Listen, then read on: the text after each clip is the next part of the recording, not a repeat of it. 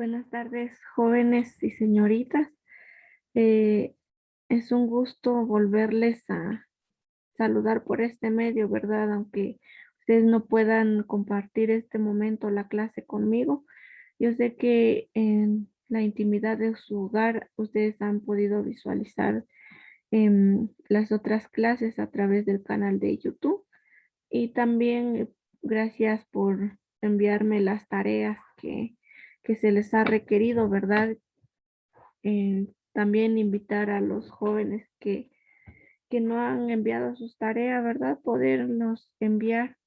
Em, Saben que estamos en un proceso complicado, no podemos ir a las aulas y poderles explicar de una manera presencial cada uno de los temas y cada una de las tareas asignadas, pero que sin embargo se necesita solo un poquito de voluntad para poder em, cumplir, ¿verdad? Con lo que se les está pidiendo. No es mucho las tareas, no son muchas las tareas, entonces vamos a invitar, ¿verdad? A los jóvenes que puedan enviar su tarea.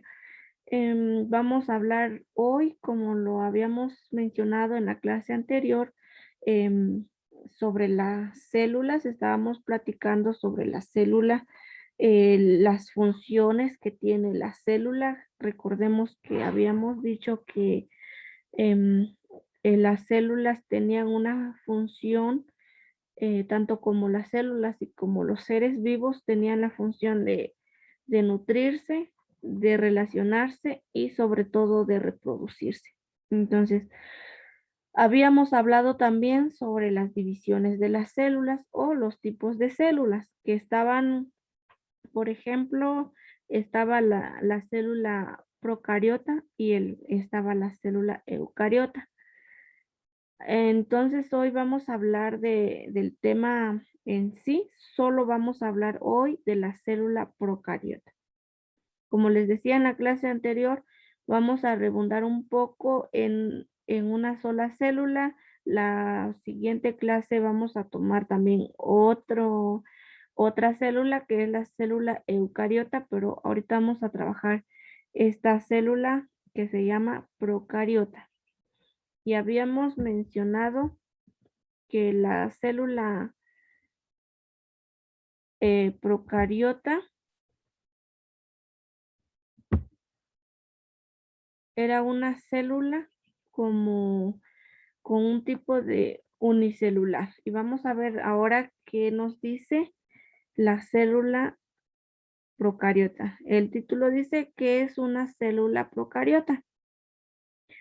Y vamos a darle respuesta. Dice, las células procariotas o procariontes forman organismos vivientes unicelulares, lo que les estaba mencionando anteriormente, o y la clase también anterior, que son organismos vivientes unicelulares, pertenecientes al imperio procariota o a los dominios archaea y bacteria. Dependiendo de la clasificación biológica que se prefiera. Dice, la principal característica de las células procariotas es que no tienen núcleo celular. Como lo mencionábamos en la clase anterior, que esta era una de las diferencias muy importantes que podemos, para poder comprender entre la diferencia de una célula eucariota y una procariota, es reconocer y recordar que la célula procariota no tiene núcleo, no tiene núcleo celular. Entonces, dice, y en cambio presentan su material genético disperso en el citoplasma. Acuérdense que hablábamos la clase anterior que también la diferencia es de que la célula procariota no, tiene libre su material genético, no lo tiene encerrado como la otra. Entonces, dice, tiene su material genético disperso en el citoplasma, apenas reunido en una zona llamada nucleoide. Entonces, esa es nuestra respuesta que le podríamos dar a la pregunta principal que dice, ¿qué es una célula procariota? Dice, los organismos procariotas son evolutivamente anteriores a los eucariotas. Es decir, aquellos que sí poseen núcleo celular. Las células eucariotas sí poseen núcleo celular. Las procariotas no. Si bien las células procariotas surgieron en un pasado muy remoto, eso no significa que haya desaparecido de la Tierra. De hecho, las formas de vida más simples son todavía organismos procariotas, como las bacterias y las arqueas. Miren qué relación tiene esta clase con la otra para poder reforzar nuestro conocimiento. Dice, y nos decía anteriormente que las procariotas se refieren como al reino de las bacterias, el reino monera, el reino protista, perdón. El reino protista se refería a que eran bacterias, ¿sí? Entonces, esto también habla sobre las bacterias. Dice, las células procariotas pueden ser autótrofas, es decir, que elaboran su propio alimento, o heterótrofas. Se alimentan de la materia orgánica fabricada por otro ser vivo. Dice, requieren de oxígenos para vivir. No requiere, dice, como por ejemplo, hay dos tipos de células procariotas. Dice, pueden ser autótrofas, es decir, auto, que viene de sí mismo. Por eso dice, elaboran su propio alimento. ¿Por qué? Porque dice auto. Esos son los términos que nosotros debemos conocer para comprender de una mejor manera a qué se quiere referir esto. Dice, autótrofos. Entonces, auto quiere decir que viene de sí mismo. Entonces, por eso ellos dicen que elaboran su propio alimento. También están las células protistas, no, procariotas, perdón, dice, las células procariotas dice que también aparte de las autrófotas están las heterótrofas. Se alimentan del material orgánico fabricado por otro ser vivo. Entonces, para que podamos diferenciar una de la otra. Uno se alimenta por sí sola, que elabora su propio alimento, y la otra que se alimenta del material orgánico que fabrican otros seres vivos.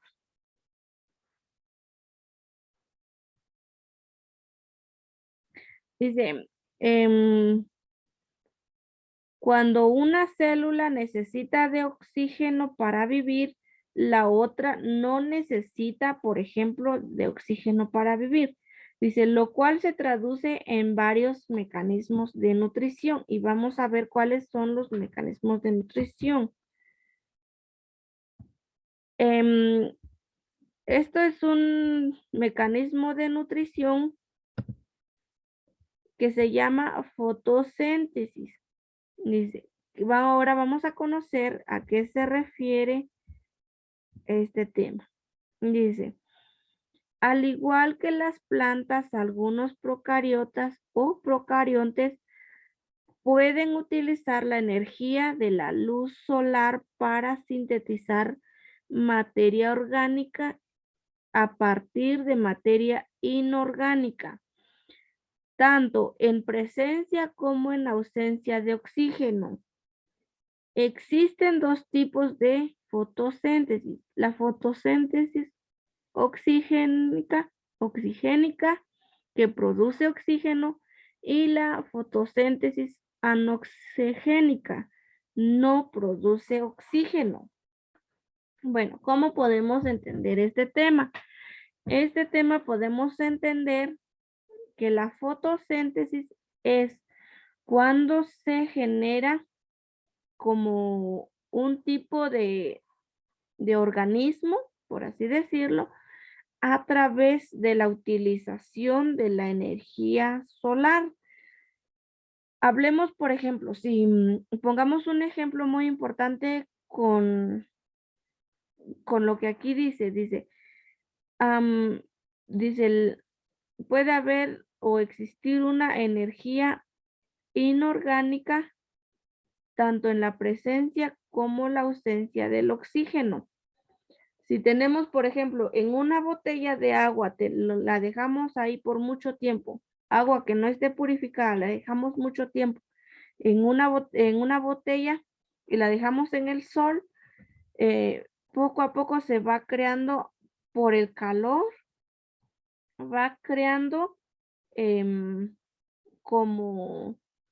como partículas pequeñas, algunas manchitas, gusanitos, y entonces es ahí como se da una fotosíntesis orgánica, tanto como ahí no le daba oxígeno, al agua no le da oxígeno, ¿por qué? Porque está encapsulado dentro de una botella, entonces no le puede dar oxígeno, sin embargo se creó una fotosíntesis. ¿Por qué? Porque empezó a crear como algo baboso, como algo que se está echando a perder, manchitas como amarillentas, algunos gusanitos blancos y todo eso. A eso se refiere la fotosíntesis, em, tanto como la presencia y como la ausencia de oxígeno. Recordemos que la fotosíntesis se crea para poder utilizar la energía solar y sintetizar la materia orgánica. Y también está, por ejemplo, habla de dos tipos de fotosíntesis. La fotosíntesis oxigénica que produce oxígeno y la fotosíntesis anoxigénica que no produce oxígeno. Entonces, vamos a ver también otro,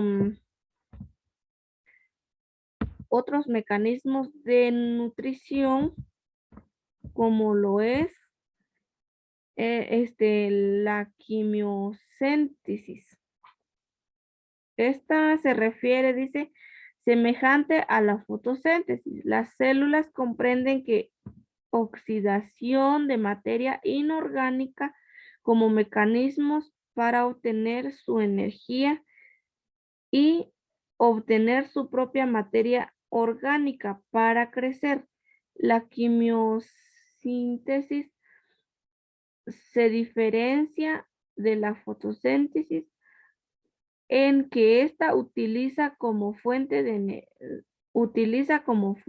energía solar. Entonces, como les decía, este también es una forma de nutrición para las células procariotas.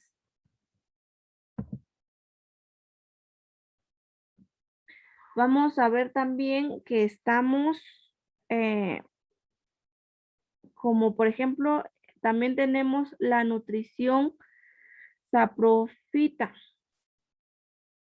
Y dice, se basa en la descomposición de la materia orgánica dejada por otros seres vivos, ya que sea al morir como restos de su propia alimentación. Cuando hablábamos, por ejemplo, de la red trófica, me acuerdo que estábamos poniendo un ejemplo y que nos lleva a, otra vez a lo mismo. Cuando se da una nutrición saprófita, Dice que se basa en la descomposición de la materia orgánica dejada por otros seres vivos, em, ya sea al morir o como los restos de su propia alimentación. Vamos a dar el mismo ejemplo que hacíamos en la clase de las redes tróficas, cuando hablábamos, por ejemplo, cuando un animal se muere, eh, este animal entra a un grado o a un estado de descomposición. ¿Y cuál es el estado de descomposición? Primero empieza como a salirse el agua del cuerpo del animal o incluso también del ser humano, porque es así. A través de la energía solar esto se va descomponiendo. Se van creando como moléculas o células o bacterias, no sé cómo llamarle, bacterias, que van descomponiendo el cuerpo. Y, por ejemplo, han pasado 3, 5, 7 días y si llegamos, por ejemplo, nosotros a visualizar un animal que está muerto, al mover su, digamos, su estado de descomposición, podemos darnos cuenta que hay un sinfín de animalitos ahí y decimos, es que él se lo está comiendo. Sí es cierto, es una forma de descomposición del, de la materia orgánica, pero como les decía, esta materia orgánica no, no se descompuso como tal, sino que va a servir como nutrición o como alimentación a lo que le rodea. Por ejemplo, sigamos con el ejemplo de este animal que murió. Se murió, se descompuso, pero ahí donde quedó toda esa materia orgánica descompuesta, pueden crecer hongos o pueden crecer nuevas plantas. Y nos damos cuenta y decimos, ¿por qué? Si ahí estaba un animal y ahora hay un hongo. A eso se refiere este tipo de nutrición.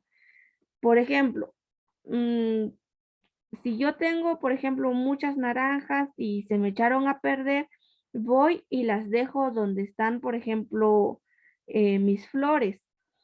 ¿Qué va a hacer? Esta materia se va a descomponer, van a empezar a salir mosquitos, gusanitos y un montón de cosas así.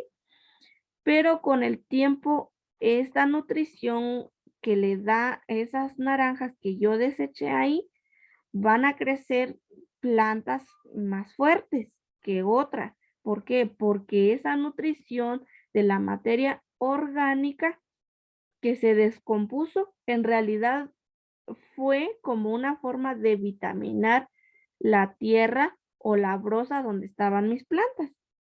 Espero que esto pueda ser comprendido al momento de que ustedes vean la clase. Bueno, también habla de la nutrición simbiótica.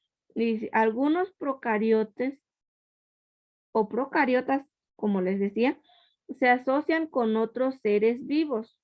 Obtienen su materia orgánica para existir a partir de ellos y se genera un beneficio mutuo. Vamos a poner el ejemplo de una abeja con una flor. La abeja, por ejemplo, se alimenta de una materia orgánica. ¿Y cuál es la materia orgánica? Es una flor. La flor se convierte en una materia orgánica y dice, se juntan o se asocian. ¿Y cuál es la asociación que da entre la flor y, y la abeja? La asociación es el polen o la miel que está dentro de esa pequeña flor. Entonces, se ayudan mutuamente. ¿Por qué? Porque la planta genera o regenera más alimento y la abeja se alimenta y crea miel. Entonces, es por eso que dice que se asocian para obtener materia orgánica una de la otra. Entonces, ahora vamos a ver también qué nos dice en la nutrición parásita. Vamos a ver a qué se refiere la nutrición parásita. Dice, existen algunos organismos procariotas o parásitos que se nutren a partir de la materia orgánica de mayor, como un huésped o huéspedador, al que perjudican en el proceso, aunque no lleguen a matarlo directamente.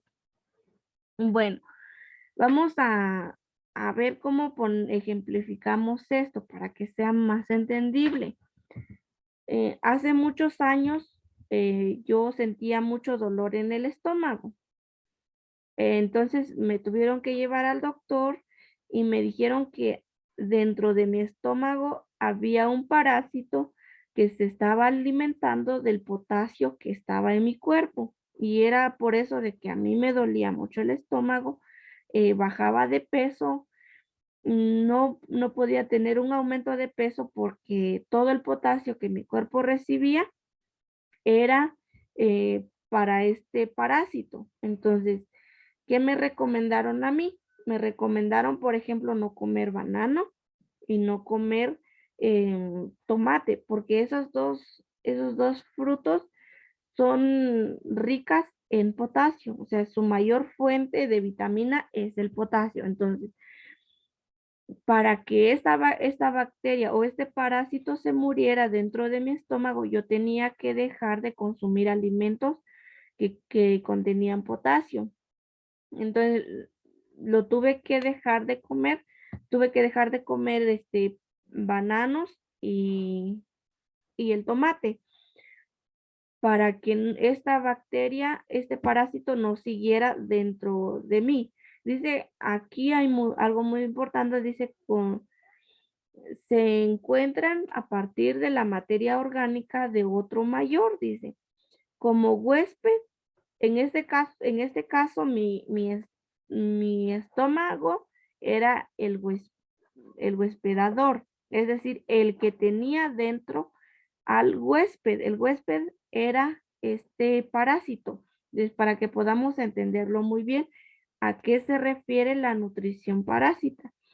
La nutrición parásita es cuando los parásitos se alimentan de otro organismo mayor, otro cuerpo orgánico mayor.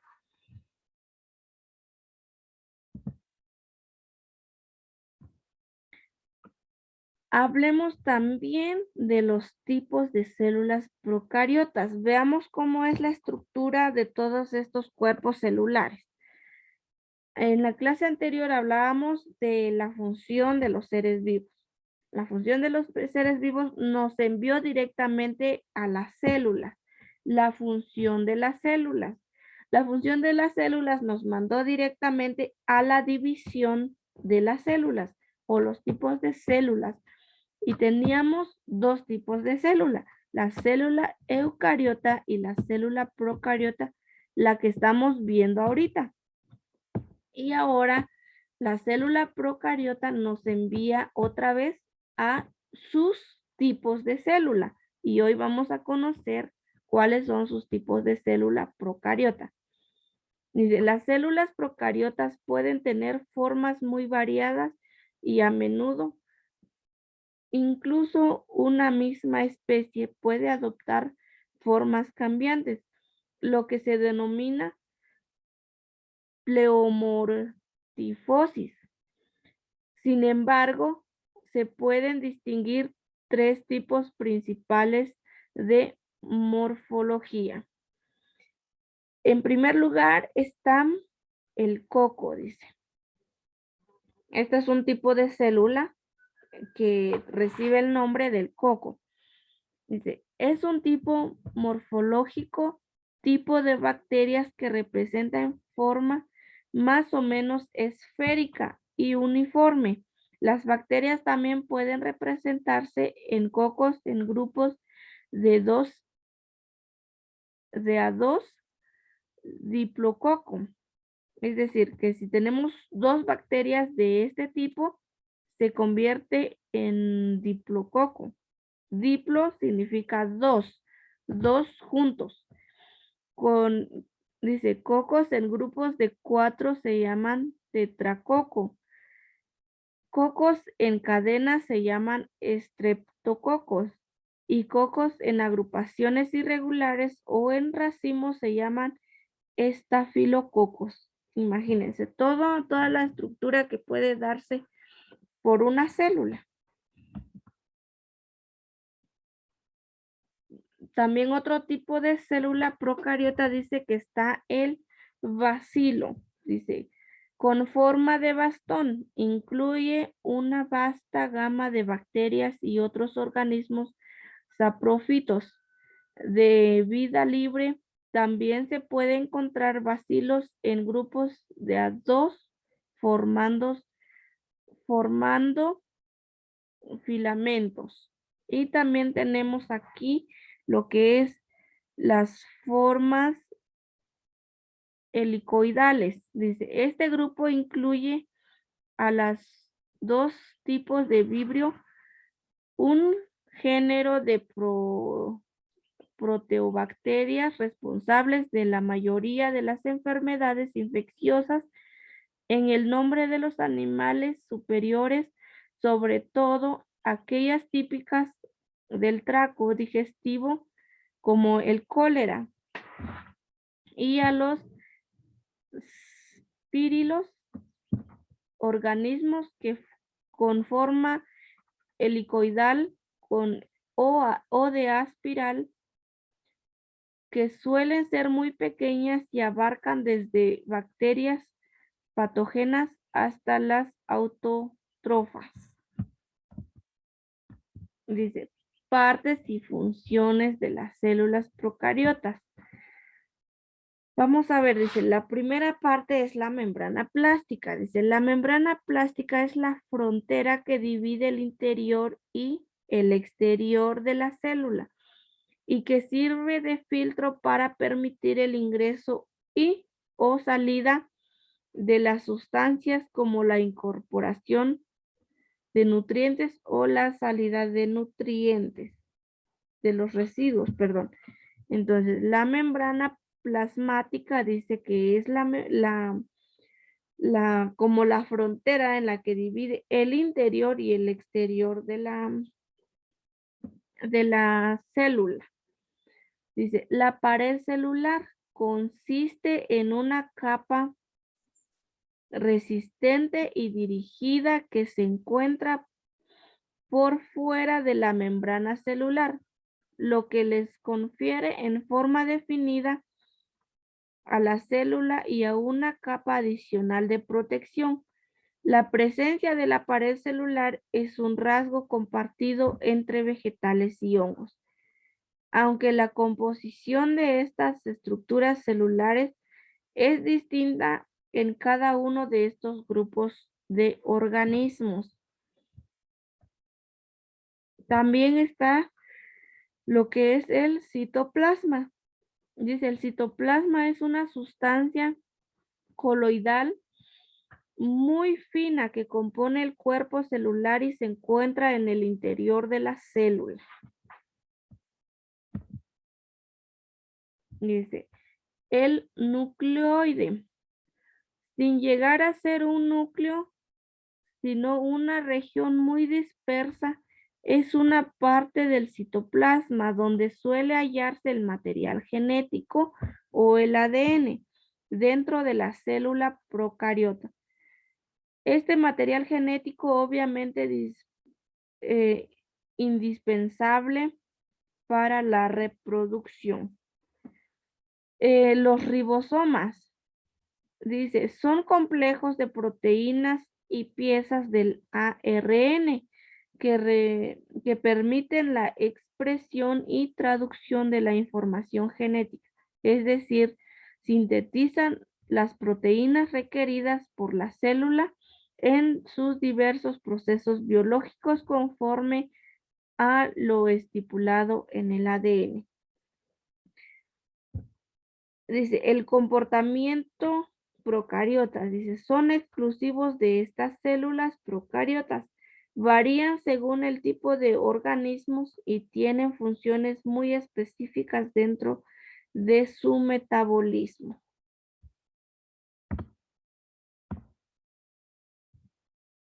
Bueno, entonces esto ha sido todo por hoy. ¿Verdad? Esperando que quede muy en claro lo que es la estructuración y la función de la célula procariota. Entonces, muchísimas gracias, que Dios los bendiga. Hasta una próxima oportunidad.